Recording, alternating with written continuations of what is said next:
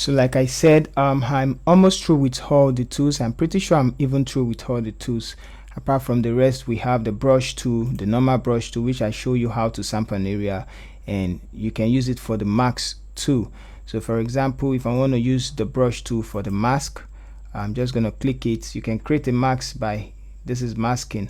So when I create a mask by hitting this icon, it creates a white mask. A white mask. Hold down Alt and click on it. You can show the mask.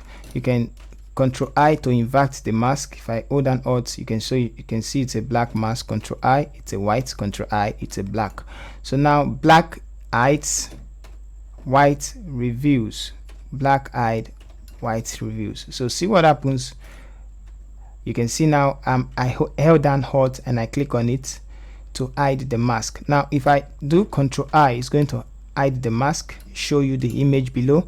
Let me turn the image below off. You can see that nothing is showing because it's black. Alt click is going to show black.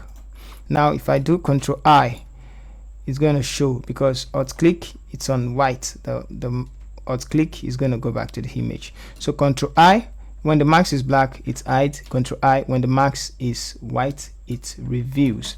Now let's take, for instance, you use the brush tool, you want to hide some things. You can just quickly hide like this.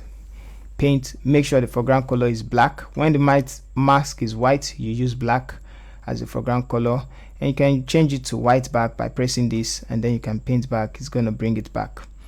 Alright, so but that's, by the way, for that the tools I want to show you. We have the eraser tool. Nobody uses eraser tool, so that's the brush tool, and nothing else matters.